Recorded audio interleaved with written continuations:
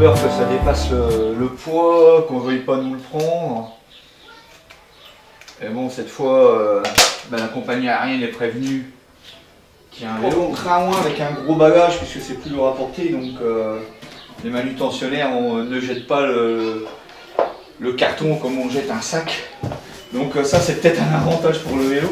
Alors là, ce qui est peut-être un peu embêtant, c'est qu'on arrive aux États-Unis. Donc les États-Unis, avec certaines choses qui se passent dans le monde, risquent peut-être de me faire carrément ouvrir le carton. Alors là, ce serait quand même pas très évident.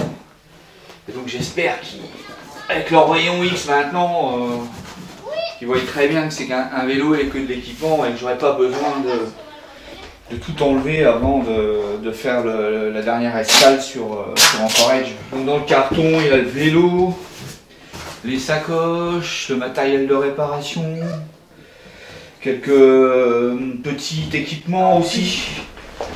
Et tout ça, ça doit tenir sur le vélo. Alors là, bon, je range un peu n'importe comment dans le sac, mais Anchorage, les sacoches, il va falloir qu'elles soient au top.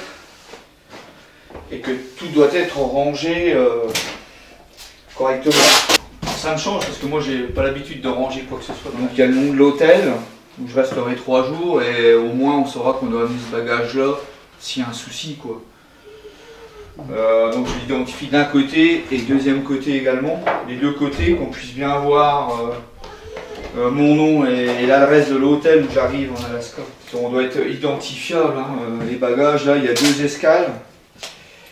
Et voilà, si ça peut se perdre.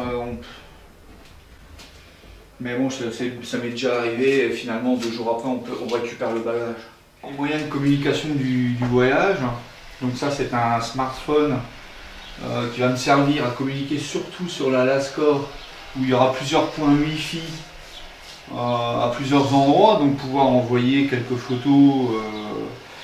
Sur la page Extrême Nord 2015, hein, sur la page Facebook, et aussi peut-être avoir de la 4G et mettre une carte PIN à l'intérieur pour pouvoir communiquer de temps en temps. Alors après, sur cette partie du Nord Canada, à partir d'ici, bien sûr les points Wi-Fi ça n'existe pas. Ou alors peut-être trouver une expédition météo ou des expéditions scientifiques. Sinon donc ce sera avec un téléphone satellitaire.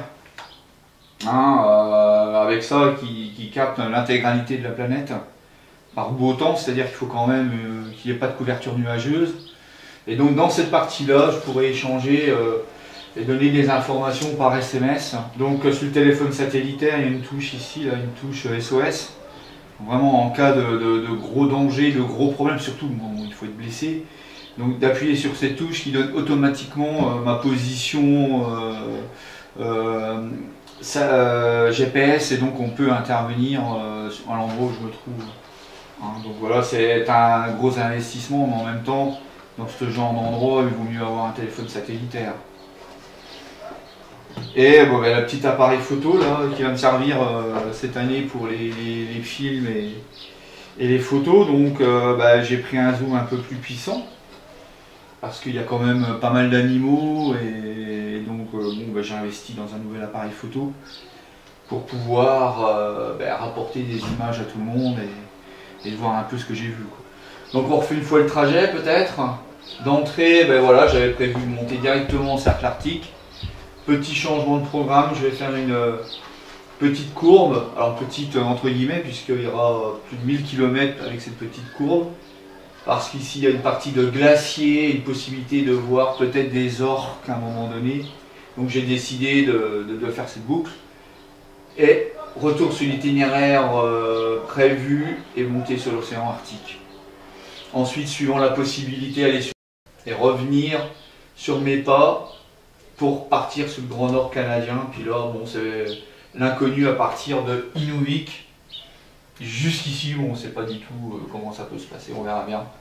En cas de problème, je redescendrai sur le sud et contourner la baie d'Hudson, pour terminer le voyage. Comme ça. Donc, de toute façon, c'est aussi compliqué ici qu'ici. Hein. Des petites montagnes, donc c'est très compliqué. Ici c'est la même chose, donc peut-être que l'itinéraire sera même plus long de ce côté-là, forcément en faisant le tour de la baie d'Hudson. On verra.